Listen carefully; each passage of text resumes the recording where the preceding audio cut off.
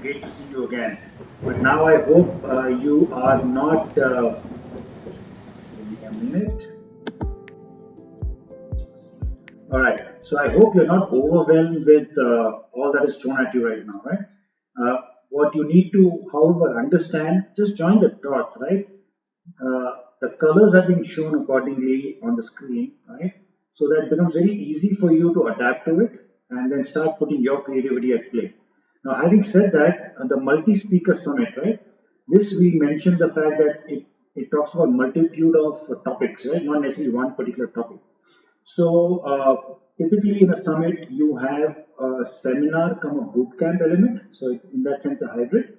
But depending on the summit, people then tend to wither away into other sessions, right from that summit. Okay, so you price your ticket accordingly, right?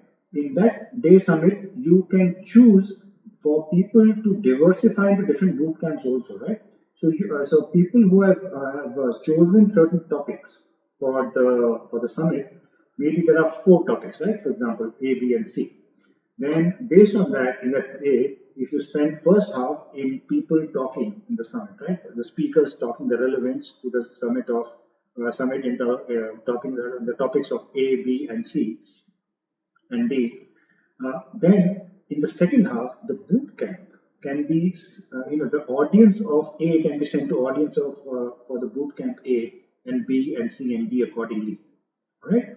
And then you track them through accordingly. So each of them, right?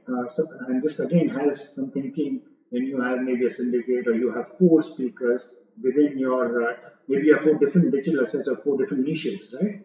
That's when this comes in handy. Okay, then you kind of offload or subload the group from initial speaking, where it's a common lot, where people are hearing speakers, and based on that, they move into different boot camps, and then you classify them to get to buy a product or an asset that you have inculcated in the discussion during the summit itself, right? With the virtue of the boot camp. So this is the multi-speaker summit that comes into existence. So I had a bootcamp element. So again, these can be retargeted, right? Who attended such seminars, who then eventually attended the bootcamp, and did they eventually end up buying your thing? So if not, then the retargeting happens there. Similar seminars are conducted so that they are retargeted again to come and then make up the mind. Or maybe some people fell short of some resources, and you retarget accordingly so that they can join offline accordingly and so on and so forth. Okay, so keep that these things as an analysis mode as an outcome of the webinar of the summits and the funnels that you're creating out of these. Okay, I hope you're understanding the key elements. The purpose is to create funnels which can be retargeted and can be done automatically after that, so that the retargeting helps in conversions further. And then at a later date, when you have more assets, then you know whom to target also, right? And the people who have been anticipating or got left out, right? So with that said, the quiz funnel, right? What is quiz funnel? Uh, you provide elements. Okay, so there's some application platforms given there, right? The Typeform and Bucket.io, etc. You create online quizzes for people. Okay, and based on those quizzes, the outcome that you get, you segment them accordingly, right? What does that mean? The profile based on demographic. Now, what happens during the free quizzes when people are taking a free quiz? You if there's a topic of interest to them, they will get the credentials through, and that's when they do the quiz to get an answer or something. And once they do this, then you direct them. You have the free quiz itself acts like a lead capture, okay? Because now you have the demographics and the profile of the person, and for the specific problem, because you saw the quiz answers coming about accordingly. And based on that you now put them into a custom training environment. You have digital assets for various courses, etc., on various niches. Now, based on that segment, right, or in the quiz that we let out, you know the profile of the person who suits your persona of that particular section or the niche, and that or the digital asset that you created.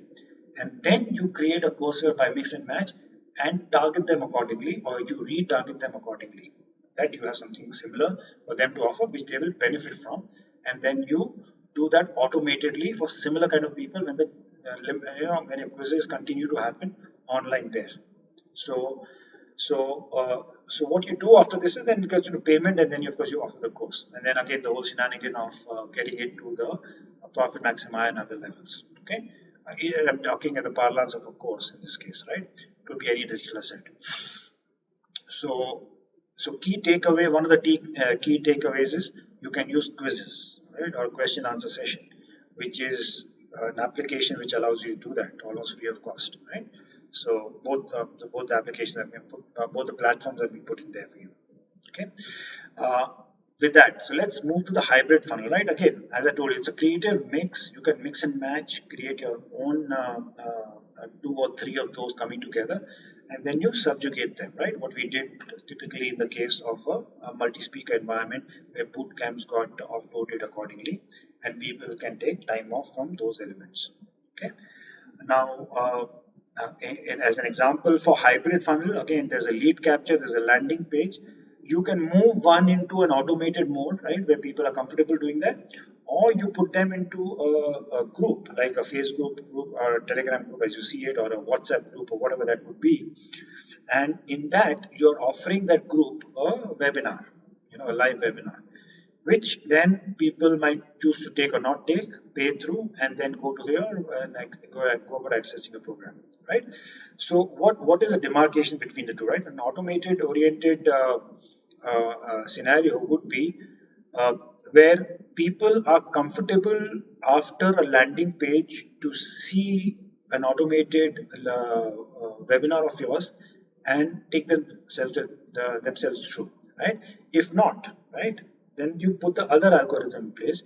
You take them to a other group, right? If you push them to the other group where they would like to have a freebie first, right? In this case, an incentive or a tripwire or a landing page which consists of elements of one of the incentives that you're offering, right? Or a freebie out there or a bundle of things. That takes them to the group of people where this is getting offered, right? In the Facebook group or Telegram, etc., which then might result into live webinar or something that you're offering as a participation of that activity. And then they pay and then join your group, etc. So it could be a mix and match of anything. This is just an example of sorts which has been done earlier and has resulted in outcomes, right? So you could do the same, right? You could mix and match a quiz with the one with the automated orientation, right? And so on and so forth. So you can do anything and out, but create your funnels with a perspective that they can be retargeted and then can be used when you have other digital assets coming to play. And in the process, you collect so many funnels which can be used at the right time for the right purpose, right? Within your community itself, right? And when you have the larger community and you have multitude of niches and multitude of expertise, when you're creating hybrid kind of digital assets, this is where the target audience again comes into play, right? Whoever is not part of that activity as a retargeting program. Okay, so that is as much as the marketing funnels are concerned. With that, I think what the next step will be for you is to understand the systems, and we'll go there, okay, with putting in the gates.